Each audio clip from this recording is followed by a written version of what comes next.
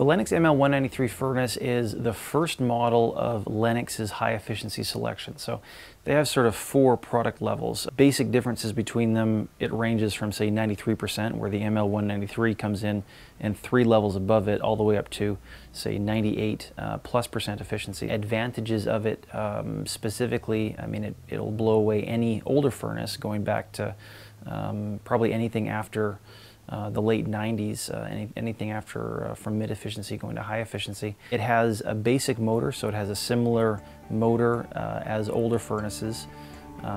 It does not qualify for government rebates, so that's one of the disadvantages of the ML193, or primary reason why a lot of people don't select the ML193. But for a basic, good quality furnace, we like the ML193, and our customers are happy with it too.